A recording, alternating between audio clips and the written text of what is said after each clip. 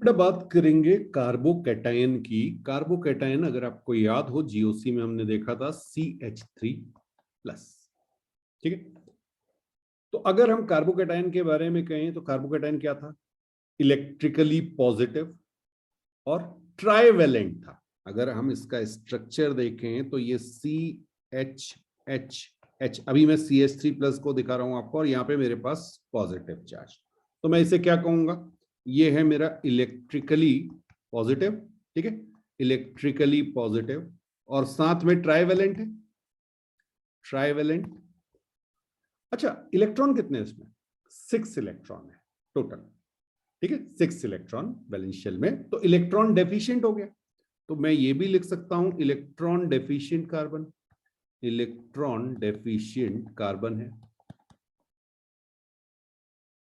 अच्छा, इसको अगर हम समझना चाहें कि ये बना कैसे था, तो हमने बात की थी कि मान लीजिए मेरे पास CH और एक यहां पे हम कोई एटम ले लेते हैं Z। ठीक है, और Z जो है ये अगर यहां पे जो 2 इलेक्ट्रॉन है इनको लेके अलग हो जाए, Z दोनों इलेक्ट्रॉन जो हैं उनको लेके सेपरेट हो जाए, तो मेरे पास क्या बचेगा?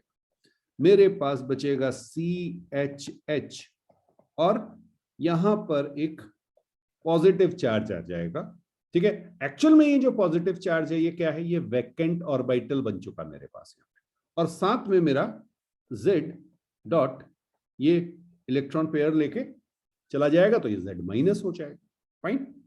तो बिल्कुल आप चाहें तो इस पे लिख सकते हैं कि हमारे पास टोटल 6 इलेक्ट्रॉन ऑक्टेट में है, टोटल 6 इलेक्ट्रॉन्स इन ऑक्टेट। हाँ, लेकिन चार्ज एक चीज का ध्यान रखिएगा, कार्बन का इलेक्ट्रॉन एक ही गया, एक तो Z का अपना था, Z ने शेयर किया हुआ था, तो कार्बन का एक ही इलेक्ट्रॉन गया, इसलिए चार्ज कैसा आया? C+ आया। लेकिन जब आप टोटल इलेक्ट्रॉन्स की बात करेंगे ऑक्टेट में कितने हैं, तो 6 हैं, 3 अपने हैं और 3 H के। यहीं पे अगर मैं आपसे कहूं कि हाइब्रिडाइजेशन क्या होगा, तो hybridization sp2। Just a moment, कुछ स्पेलिंग गड़बड़ हो गई। हाँ, हाइब्रिडाइजेशन sp2। sp2 का मतलब ज्योमेट्री कैसी होगी? ज्योमेट्री हो गई ट्राइगोनल प्लेनर, ट्राइगोनल प्लेनर मेरे पास ज्योमेट्री हो गई। ठीक है, बॉन्ड एंगल कितना हो गया? 120 डिग्री का बॉन्ड एंगल हो गया। ये सब ध्यान रहना चाहिए, ये हमने जीओसी में पढ़ा था, और क्योंकि ये सब यूज में आएगा इसलिए मैं आपको यहाँ पे एक बार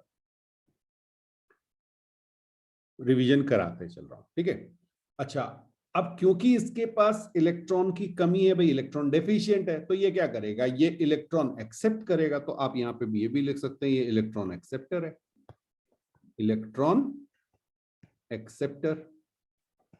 इलेक्ट्रॉन एक्सेप्टर का मतलब क्या होता है? ये लेविस एसिड होगा। ठीक है, सारी चीजें मिक्सअप होने लगे, सब हम पढ़ चुके हैं, सारी चीजें हमें पता है। ठीक, और एक और चीज यहाँ पे ये नोट कीजिए, स्टेबिलिटी ऑर्डर जो है, स्टेबिलिटी ऑर्डर, इस पे हमने क्वेश्चंस किए थे पहले। ये हमारा था 3 डिग्री, फिर 2 डिग्री, फिर 1 डिग्री। बट कब? जब रेजोनेंस नहीं होता। So if no resonance is there, if no resonance is there, then आपका ऑर्डर क्या होता है? 3 degree carbocation is stable, then 2 degree, then 1 degree. Fine. तो सबसे ज्यादा स्टेबल 3 डिग्री और सबसे कम 1 डिग्री। अब नेक्स्ट जो पार्ट आता है, ये तो हमने सीख लिया कि कार्बोकेटायन की प्रॉपर्टीज क्या थी। अब जो इंपॉर्टेंट है यहाँ पे समझने वाली चीज जो है जिसका हमें यूज करना है, वो है हमारा generation of carbocation. Generation of carbocation कैसे जनरेट होगा? फाइन। तो इसमें पहला हम लिखते हैं हेट्रोलिसिस ऑफ पाई बॉन्ड। तो by heterolysis of pi bond, by heterolysis of pi bond, ध्यान रखिएगा। अब देखिए पाई बॉन्ड कहां, तो सबसे सिंपल जो एग्जांपल है CH2 डबल बॉन्ड CH2, ये हमने ले लिया। क्लियर है? देखिए क्या होता है यहां पर, अगर मेरे पास H+ है, मान लीजिए H+, H प्लस क्या है? H प्लस है प्रोटॉन मेरा, ठीक। तो इस H प्लस के इन्फ्लुएंस से जो पाई इलेक्ट्रॉन्स हैं वो किसी एक साइड को डिस्प्लेस हो जाते हैं, किसी एक साइड को डिस्प्लेस हो जाते हैं। ये मान लीजिए पाई इलेक्ट्रॉन्स मेरे इधर चले गए। ये जो एरो होता है ना, ये बेसिकली आपको इलेक्ट्रॉन का मूवमेंट दिखाता है, ठीक है। तो अब ये अगर इधर गए तो चलिए मैं इस पर नंबर लिख दूं, इसको 1 कह देते हैं, इसको 2 कहते हैं।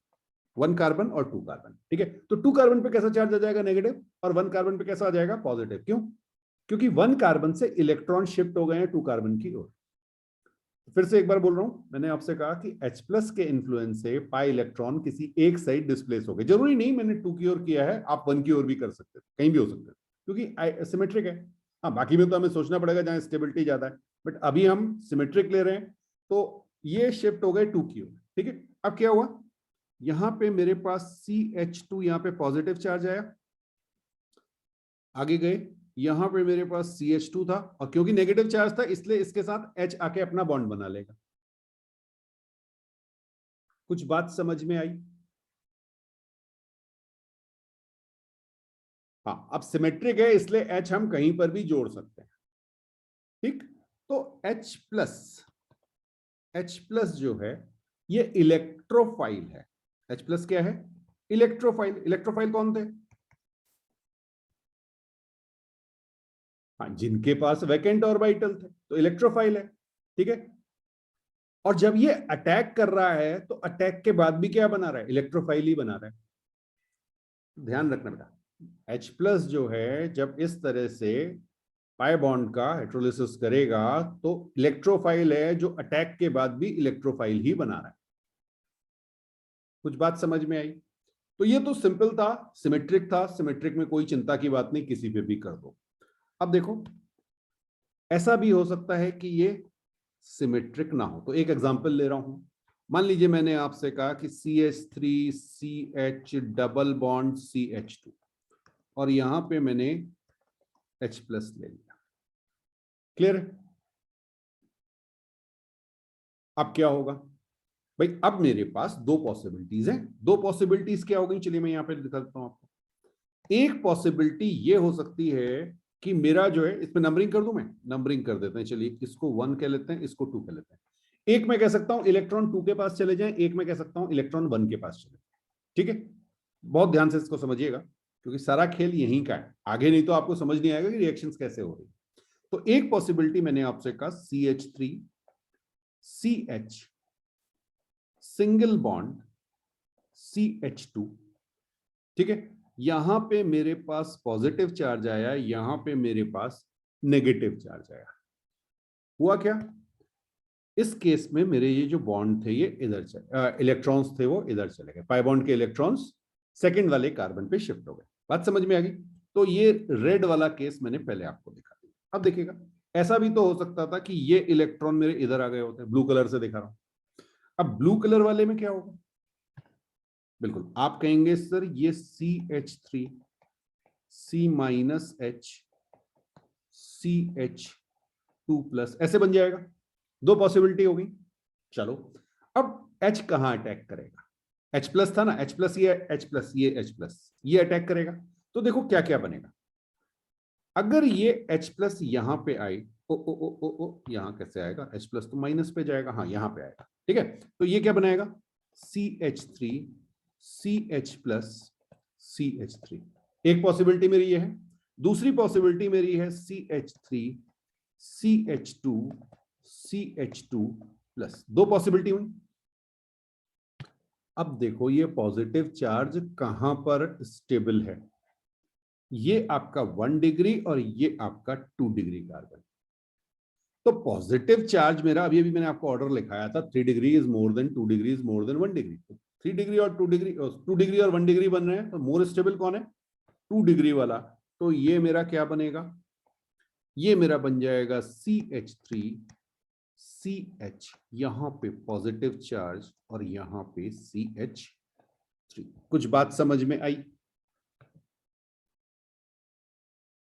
तो एक एग्जांपल और देखते हैं। मान लीजिए मैंने आपसे कहा मेरे पास CH3C CH3 double bond CH2, ठीक है।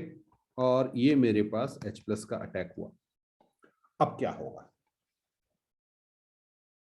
कहां पर बन सकता है? दो पॉसिबिलिटी आपके पास फिर से बने, ठीक है। पाई बॉन्ड ब्रेक होगा, पाई बॉन्ड यहां पे ब्रेक कराएंगे हम इसको, तो दो पॉसिबिलिटी बनेंगे। हर बार बार बार आपको करने की जरूरत नहीं है, ठीक है। या तो ये किस पे जाएगा, रेड पे, या ये जाएगा ब्लू पे।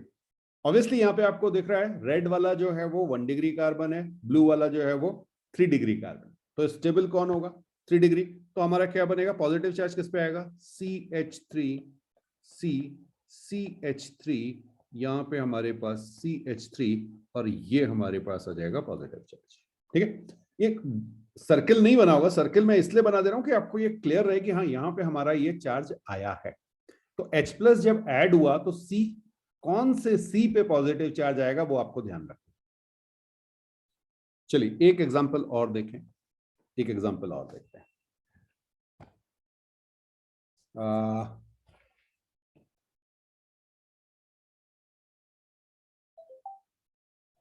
मान लीजिए मैंने आपसे कहा Cl CH double bond CH2, ठीक है। और अब मेरे पास यहां पे H+,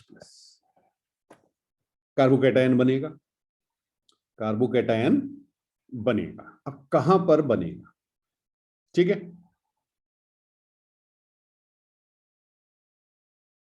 थोड़ा सा सोचिए जरा।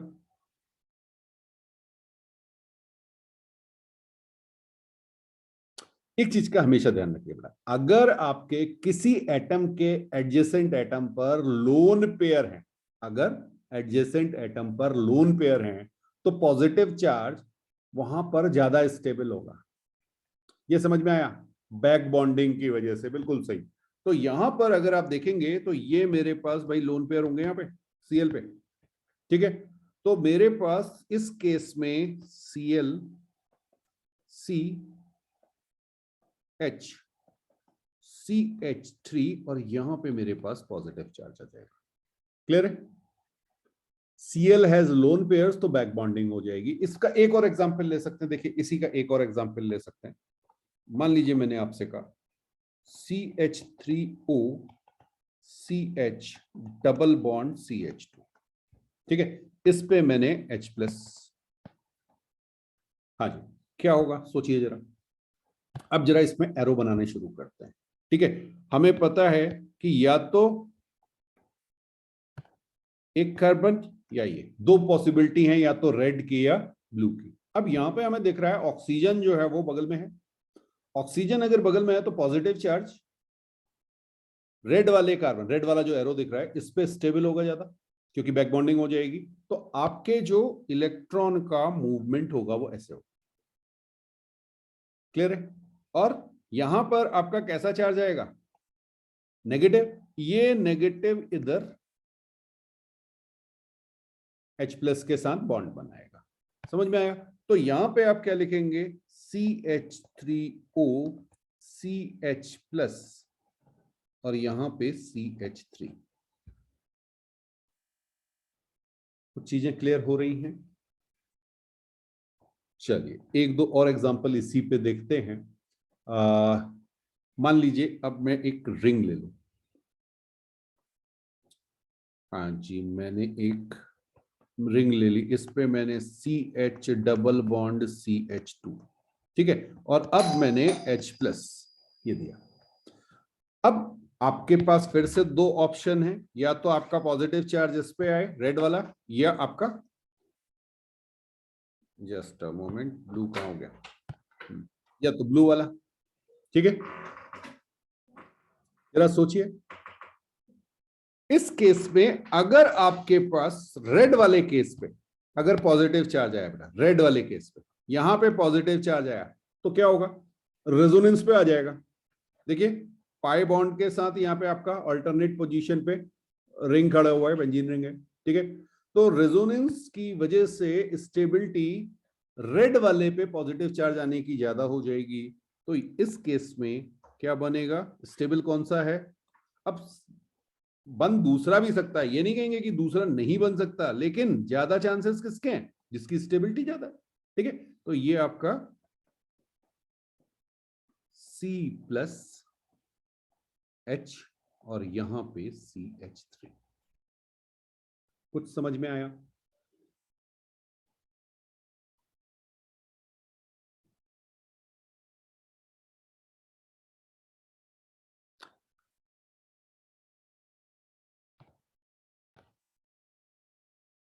अभी एक एग्जांपल देख रहे हैं बेटा, मान लीजिए हमारे पास कीटोन है CH3COCH3, ठीक है, और इस पे हम H+ की रिएक्शन देख रहे हैं, ठीक है।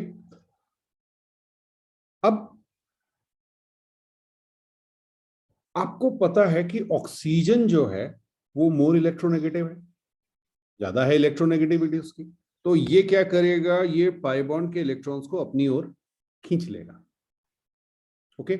इसकी वजह से O पे कैसा चार्ज आ जाएगा, नेगेटिव, और C पे कैसा चार्ज आ जाएगा, पॉजिटिव। तो H+ किस पे जाएगा, H+ जाएगा O- पे। जरा देखते हैं, जरा देखते हैं क्या होगा। देखिए यहां पे मैंने आपसे कहा C, ये मेरे पास सिंगल बॉन्ड हो गया, ये CH3, ये CH3, ठीक है, और यहां पे आपके पास, अच्छा अभी इसको डबल बॉन्ड रहने दो, डबल बॉन्ड रहने दो, इसको ऐसे बना देते हैं डेल्टा माइनस डेल्टा प्लस, तो ये H+ और ये इधर, ठीक है भाई। पॉजिटिव और नेगेटिव अट्रैक्ट करेंगे तो O के साथ कौन आ जाएगा, O के साथ आ जाएगा H, और इस पे पॉजिटिव चार्ज। लेकिन अभी ये फाइनल नहीं है, ये फाइनल नहीं है, बहुत ध्यान से समझना। O पे क्या हो गया, O पे क्या हो गया, एक तो 3 बॉन्ड आ गए O के पास, जैसे ही ये हुआ ना, चलिए मैं लोन पेयर भी आपको दिखा दूं। हाँ, एक लोन पेयर यहां पे होगा, 2 नहीं रह गए होंगे ना, 2 लोन पेयर नहीं रह गए होंगे, 2 लोन पेयर जो थे वो कहां, H के वैकेंट ऑर्बिटल में पहुंच गए, तो वो यहां आ गए बेटा। क्लियर है? अब जरा सोचिए, ये ऑक्सीजन क्या चाहेगा। ये ऑक्सीजन के साथ बड़ी कहानियां हो चुकी हैं। क्या कहानी हो गई यार, एक तो इसके पास पॉजिटिव चार्ज आ गया, दूसरा इसकी 2 वैलेंसी थी, 3 बन गई, तो ये चाहेगा भाई मेरा लोन पेयर भी भाग गया इसका, तो ये चाहेगा मेरा लोन पेयर वापस आ जाए, मेरी वैलेंसी 2 हो जाए, जो जिसमें स्टेबल होगा सबसे ज्यादा वही चाहेगा ना। तो ये क्या करता है, ये एक पाई बॉन्ड जो है ये इधर शिफ्ट होता है, पाई बॉन्ड जो है वो इधर शिफ्ट हो जाता है। समझ में आया? हाँ, मैं यहां पे लिख दे रहा हूं बेटा, ये मेरा अनस्टेबल होता है, ये अनस्टेबल होता है। क्यों अनस्टेबल है, क्योंकि O पे पॉजिटिव चार्ज है, O पे पॉजिटिव चार्ज है और 3 वैलेंसी है। तो पहले तो क्योंकि O पे नेगेटिव चार्ज था, H+ के पास कोई ऑप्शन था नहीं, H+ वहां पे पहुंचा। लेकिन अब क्या हुआ, अब देखो क्या हुआ, ये मेरा बन गया CO, यहां पे इसका लोन पेयर वापस आ गया, और ये H, ठीक है। जब ये लोन पेयर, इसको बहुत ध्यान से समझना, ये लोन पेयर इधर गया, यहां पे माइनस और प्लस मिलके क्या हो गए, कैंसिल हो गए, इस पे कैसा चार्ज आ गया, पॉजिटिव। तो ये मेरे पास यहां पॉजिटिव आ गया, ये CH3 बना, ये CH3 बना। तो आज के बाद ध्यान रखना कि कभी भी आपको CO ग्रुप दिखे, CO ग्रुप दिखे, ठीक है, तो आप क्या करेंगे, जैसे एसीटोन में आपको मैंने दिखाया, आप O के साथ H लगा देंगे, और चार्ज किसको देंगे, कार्बन को। चार्ज कार्बन पे आएगा, ये ध्यान रखना। हाँ, ये कार्बन पे चार्ज आ रहा है और O के साथ H अटैच हो रहा है। क्लियर है? बिल्कुल। कोई आप में से ये भी कह सकता था, सर मान लीजिए ये O डबल बॉन्ड OH बना, तो अगर इसको लोन पेयर चाहिए तो ऐसा भी तो कर सकता था, बिल्कुल कर सकता था। लेकिन यार एक चीज सोचो, O और H ने अभी अभी ताजा ताजा बॉन्ड बनाया है, बिल्कुल ब्रेक कर सकता, उसकी मर्जी। लेकिन अगर वो ब्रेक हो गया तो फिर से पहली वाली सिचुएशन आ गई, तो हम उसको क्यों कंसिडर करें, वो तो फिर से पहले वाली जगह पे पहुंच गया। तो फिर से H कहां अटैक करेगा, O पे। तो जो बॉन्ड बना है उसको ब्रेक नहीं करेंगे, आगे भी ध्यान रखिएगा इसका, कि जो बॉन्ड बना है वो केवल 1-2 जगह ऐसी होंगी जहां पे हम उसे ब्रेक कराएंगे, और उसके पीछे रीजन होगा। अदरवाइज जो बॉन्ड बना है वो कभी ब्रेक नहीं होगा, ब्रेक हमेशा दूसरा बॉन्ड कराएंगे, ठीक है। तो हमने क्या कहा, हमारा कौन सा बॉन्ड बना, हमारा OH बॉन्ड बना, अभी अभी ताजा ताजा, इस पे पॉजिटिव चार्ज आया था, तो अब ब्रेक कौन होगा, पाई बॉन्ड। OH वाला बॉन्ड ब्रेक नहीं होगा, ठीक है, नोट कीजिए। सेकेंड जो मेथड है कार्बोकैटायन बनने का वो है bye hydrolysis of sigma bond. ठीक, अब जरा सी इसको समझते हैं। मान लीजिए मेरे पास यहाँ पे R है और एक बॉन्ड इसने बनाया हुआ है। यहाँ पे मैं थोड़ा समझने के लिए, जैसे पहले मैंने आपको Z लिखा था, अब मैं इसको लीविंग ग्रुप लिख दे रहा हूँ। ठीक है, Lg लिख दे रहा हूँ। आप Z भी लिख सकते हैं, एटम है या ग्रुप ऑफ एटम है, तो मैं लीविंग ग्रुप लिख दे रहा हूँ। अब इन दोनों ने क्या किया था, R और इस लीविंग ग्रुप का एक एक इलेक्ट्रॉन शेयर हो रखा था। ठीक है, अब इस लीविंग ग्रुप का मतलब क्या है, जो छोड़ के जाएगा। नाम से ही क्लियर है लीविंग ग्रुप, क्यों हमने उसे लीविंग ग्रुप कहा। तो ये जब जाता है तो ये दोनों इलेक्ट्रॉन अपने साथ खींच के ले जाता है, ये इसको अपने साथ खींच के ले जाता है। ठीक है, तो यहां पे हमें क्या मिलेगा, हमें मिलेगा R+ और साथ में लीविंग ग्रुप, या आप Z जैसे हमने पहले आपको बताया था, आप Z भी कह सकते हैं, कोई अननोन एटम या ग्रुप ऑफ एटम है। समझ में आ गया।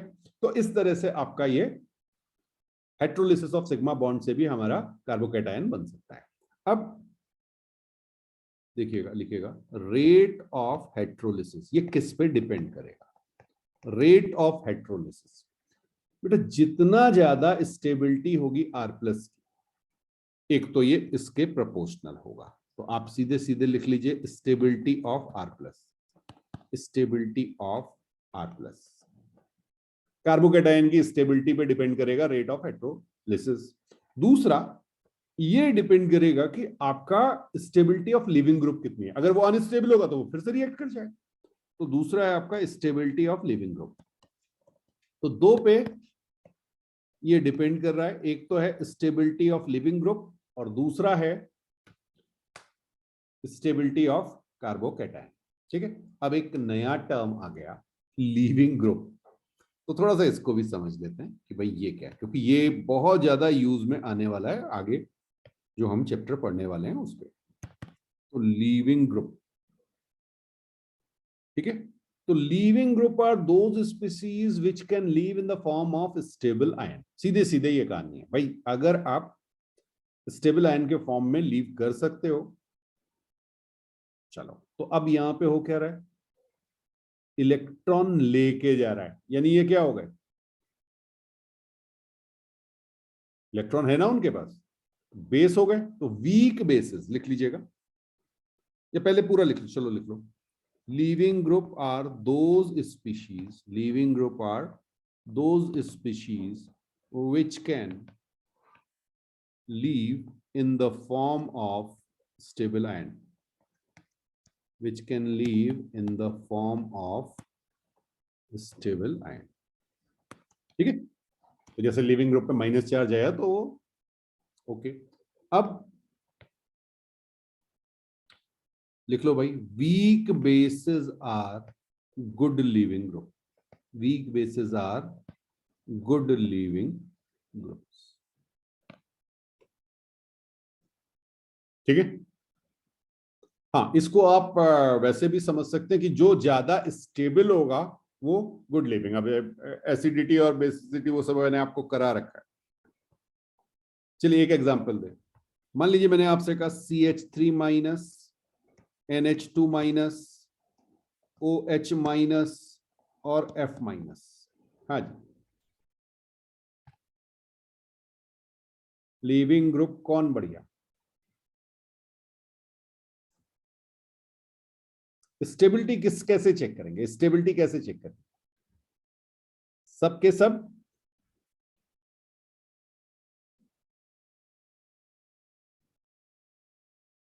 सेम पीरियड के, सेम पीरियड में जो जितना ज्यादा इलेक्ट्रोनेगेटिव उतना ज्यादा इलेक्ट्रॉन को खींचेगा। समझ में आया। तो ये आपका, ठीक है, बिल्कुल। और इसी पे देखिए, अब ये क्वेश्चन, एक ही क्वेश्चन कितनी बार आता है, पहले भी हम इसे न जाने कितनी बार कर चुके हैं, फिर से दिखा रहा हूं। F-, Cl-, Br-, I-, कौन ज्यादा स्टेबल। अब क्योंकि ये सेम ग्रुप के हैं इसलिए साइज, तो साइज, जिसका साइज ज्यादा उसकी स्टेबिलिटी ज्यादा, क्योंकि चार्ज डेंसिटी कम। ध्यान रखिएगा पीरियड में इलेक्ट्रोनेगेटिविटी से और ग्रुप में साइज से। ये आपका स्टेबिलिटी का ऑर्डर हो गया। ठीक है, चलिए अब ये सब हम पहले कर चुके हैं, लेकिन क्योंकि अभी हम यूज करेंगे तो फिर उस समय परेशानी हो, इसलिए मैं एक बार फिर से रिवाइज करा दे रहा हूं। नेक्स्ट मैं आपको दिखा रहा हूं अमोनिया और वाटर, अमोनिया और वाटर H2O। और अब देखो भाई लोन पेयर हैं कहां, यहां पे हैं और यहां पे। ठीक है, यहां पर आप बेसिसिटी से निकाल लो इसको। Better electron donors are strong base, और स्ट्रॉन्ग बेस कैसे हैं, पुअर लिविंग ग्रुप। तो आप चाहो तो बिल्कुल इसको लिख लो। देखिए ये अलग अलग मेथड आपको सिखा रहा हूं कि जिससे आपको ये समझ में आए कि फटाफट आप रट के भी कर सकते हो। मैं ये नहीं कह रहा हूं कि आप रट के नहीं कर सकते। ठीक है, तो मैंने कहा better electron donor are strong base. ठीक है, स्ट्रॉन्ग बेस, और इसी को हम क्या कह सकते हैं, पुअर लिविंग ग्रुप, क्योंकि मैंने आपसे क्या कहा, वीक बेसिस जो हैं वो हमारे गुड लिविंग ग्रुप है। ये ध्यान रखना। तो अब इस केस में क्या होगा, NH3 जो है वो आसानी से इलेक्ट्रॉन देगा। ऑक्सीजन जो है उसकी इलेक्ट्रोनेगेटिविटी ज्यादा है, तो वो कहेगा इलेक्ट्रॉन मैं नहीं दूंगा। तो कौन ज्यादा आसानी से देगा, NH3 आसानी से देगा। आसानी से देगा इसका मतलब स्ट्रॉन्ग बेस, स्ट्रॉन्ग बेस का मतलब पुअर लिविंग। ठीक है, तो यहां पर ये आपका आ जाएगा। समझ में आया, नोट कीजिए नोट कीजिए। अच्छा, एक और एग्जांपल अगर हम देखें, मान लीजिए मैं आपसे कहूं H2S और H2O। अब क्या हुआ, ऑक्सीजन और सल्फर सेम ग्रुप। तो अब जो है साइज से देखना पड़ेगा। ठीक है, जो जितना ज्यादा स्टेबल होगा उतनी मुश्किल से इलेक्ट्रॉन देगा। देखिए आयन को और न्यूट्रल दोनों को अलग अलग ढंग से देखिएगा, तो यहां पे बिल्कुल सही बात है आपकी, H2S जो है वो H2O से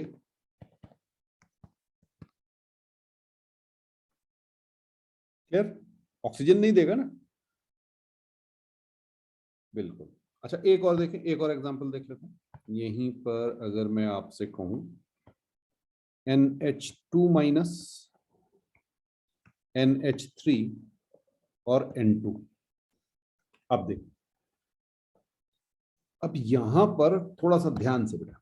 ठीक है, जब आप बात करते हैं NH2 माइनस की, NH3 की और N2 की, तो NH2 माइनस और NH3 को तो आप कंपेयर कर सकते हैं, है ना, इनको तो कंपेयर कर सकते हैं, लेकिन N2 को अलग ढंग से देखना पड़ेगा। N2 में क्या होता है, N2 में आपका बेटा sp हाइब्रिडाइजेशन होगा। देखो N triple bond T, N, समझ में आया, N ट्रिपल बॉन्ड N है और यहां पे आपके पास लोन पेयर, तो sp हाइब्रिडाइजेशन। और NH3 आपका sp3 हाइब्रिडाइजेशन। कुछ बात समझ में आई, दोनों न्यूट्रल हैं, दोनों न्यूट्रल हैं, तो न्यूट्रल में हमने क्या चेक किया भाई, कौन सा हाइब्रिडाइजेशन है, sp और sp3 आया। क्लियर है, NH3 में N H H H और यहां पे लोन पेयर, तो sp3 आ गया। ठीक, तो sp जो है वो ज्यादा इलेक्ट्रोनेगेटिव, ज्यादा इलेक्ट्रोनेगेटिव मतलब मुश्किल से इलेक्ट्रॉन देगा, मुश्किल से इलेक्ट्रॉन देगा मतलब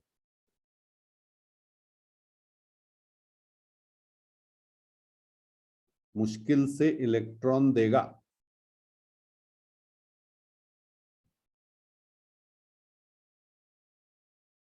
इसका मतलब गुड लिविंग ग्रुप या पुअर लिविंग ग्रुप।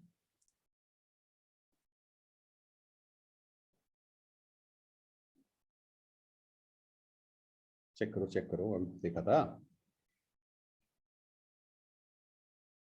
ओके, तो ये आपका आ गया। ठीक है, अब NH3 और NH2 माइनस, इसमें तो एक अनचार्ज है, दूसरे पे नेगेटिव चार्ज है। ठीक है, तो नाइट्रोजन पे नेगेटिव चार्ज आया हुआ है, तो इजीली इलेक्ट्रॉन डोनेट करेगा। क्लियर? चलिए, तो ये हमारे पास हो गया। अच्छा, और क्या देख सकते हैं? एक और देखें, अगर हम कहें आपसे RO-, फिर हम आपसे कह रहे हैं HO-, और फिर आपसे हम कह रहे हैं ये देखिएगा O-। अब थोड़ा सा ध्यान से यहां पर इनके नाम जरा देखो। ये आपका है एल्कोक्साइड आयन, ध्यान रखना आयन कहना पड़ेगा क्योंकि माइनस चार्ज, ठीक है। ये हमारा हाइड्रोक्साइड आयन, हाइड्रोक्साइड आयन। हाँ, और लास्ट वाला क्या है? ये phenoxide ion, phenoxide ion. Clear है? तो इसमें सबसे ज्यादा जो स्टेबल है वो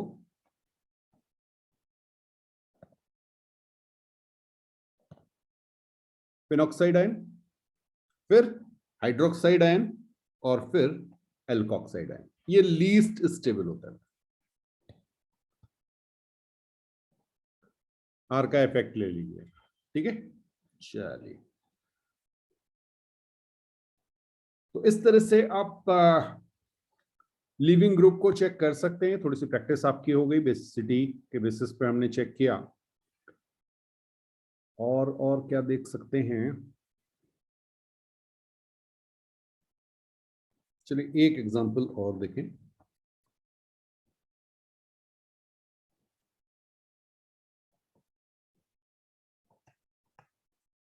ओके, एक मैंने ये लिखा, ये भी शायद मैं आपको पहले करा चुका हूं, बट अगर नहीं कराया तो देखिएगा। CH3S double bond O double bond O, O-। हाँ जी, यहां पर इसमें गलती खूब होती है। सब क्या सोचते हैं? बेंजीन रिंग देखा, बोले सर रेजोनेंस हो रहा है। पहले क्या चेक करना था? आपका जो O- नेगेटिव चार्ज जो है वो कहां है, ठीक है। देखो देखो, आपका नेगेटिव चार्ज रेजोनेंस होगा तो फर्स्ट वाले केस में एक ऑक्सीजन, और ये जब अंदर शिफ्ट होगा, रेजोनेंस होगा तो 3 कार्बन पे जाएगा, ठीक है। ऑर्थो पैरा ऑर्थो पोजीशन पे मूव करेगा ये। चलिए, तो एक ऑक्सीजन है आपके पास और 3 कार्बन है। सेकंड वाले केस में आपके पास 2 ऑक्सीजन पे आपका चार्ज डिस्पर्स हो रहा है। कौन से 2? एक तो O- आपको दिखाई रखा है मैंने, just a moment, just a moment. हाँ जी, एक ये वाला और एक ये। जब रेजोनेंस होगा तो ये दूसरे वाले पे जाएगा। कुछ समझ में आया? तो यहां पे मेरे पास 2 ऑक्सीजन है, ठीक है। और लास्ट वाले में देखिए जरा, CH3SO3- में यहां पर 3 ऑक्सीजन में मेरा नेगेटिव चार्ज डिस्पर्स हो रहा है। तो मोस्ट स्टेबल ये हो गया ना। हाँ, जितने ज्यादा इलेक्ट्रोनेगेटिव एटम पे आपका चार्ज डिस्ट्रीब्यूट होगा, उतना ज्यादा वो स्टेबल हो जाएगा, ठीक है। तो सबसे ज्यादा स्टेबल थर्ड, फिर सेकंड, और लीस्ट स्टेबल होगा जिसे आप सोच रहे थे कि ये मोस्ट स्टेबल है। यहां पे थोड़ा सा ध्यान रखिएगा, ठीक है। रेजोनेंस की बात बाद में आएगी, पहले आप ये देखेंगे कि चार्ज है किस पे। ओ पे ही है, तीनों पे ओ पे है, लेकिन ओ पे जब डिस्ट्रीब्यूट हो रहा है तो वो किस किस पे जा रहा है? ओ पे ही जा रहा है, या कार्बन पे डिस्ट्रीब्यूट हो रहा है, ठीक है। तो ये थोड़ा सा ध्यान रखिएगा।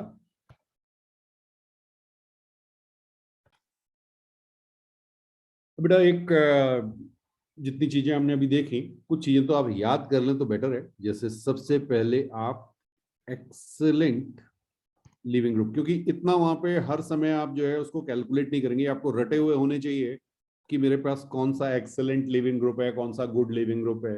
तो एक्सेलेंट लिविंग ग्रुप आपका N2, ध्यान रखना इसका, ठीक है। फिर आपके पास गुड लिविंग ग्रुप में हम लेंगे, क्योंकि ये पूरे आपके 11th और 12th हर जगह इसकी जरूरत आपको पड़ेगी बेटा, ठीक है। तो गुड लिविंग ग्रुप आपका होगा CO2, H2O, ठीक है, ROH, और PHOH। PHOH क्या हो गया? ये जो अभी मैंने आपको दिखाया था, तो शॉर्ट में लिखने के लिए पीएच लिख देते हैं, ठीक है। ओके, फिर हम थर्ड देखेंगे मॉडरेट लिविंग ग्रुप।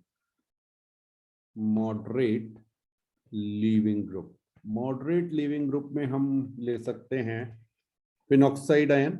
तो इसको मैं PHO माइनस लिख दे रहा हूं, बार बार रिंग नहीं बना रहा हूं, ठीक है। फिनॉक्साइड आयन ACO माइनस, ये क्या है, एसीटेट, शॉर्ट में लिख दिया बेटा, CH3COO माइनस है, ACO माइनस लिख दिया मैंने, एसीटेट आयन। ऐसे ही एक और लिखा जाता है TFO माइनस, ट्रिपलेट आयन। हाँ, इतने सबकी बहुत ज्यादा जरूरत नहीं, लेकिन आगे जाके जब पढ़ने पड़ेंगे बेटा ये याद रखने पड़ेंगे, ठीक है। इसके अलावा आप लिखिएगा क्लोराइड, ब्रोमाइड, आयोडाइड। ये आपके मॉडरेट लिविंग ग्रुप हो गए। और फिर हम बात करेंगे poor leaving group. Poor leaving group, poor leaving group में जनरली आपको F माइनस मिलेगा, OH माइनस मिलेगा, NH2 माइनस मिलेगा और NR3 मिलेगा और NH3 अमोनिया। ये पुअर लिविंग ग्रुप में आ गए, ठीक है। तो अगर आप इतने लिविंग ग्रुप याद कर लेंगे तो ये आपकी बहुत हेल्प करेंगे। बाकी आपको कोई ऐसा ग्रुप जो आपको याद नहीं है तो वो भी आपको निकालना पता है, वो हमने आपको बताया हुआ है कि कैसे हम वीक बेस स्ट्रॉन्ग बेस देख के कर सकते हैं। यस, तो उनको आप वहां पर भी चेक कर सकते हैं, बट बेटर है कि इतने को तो कम से कम याद रखिए।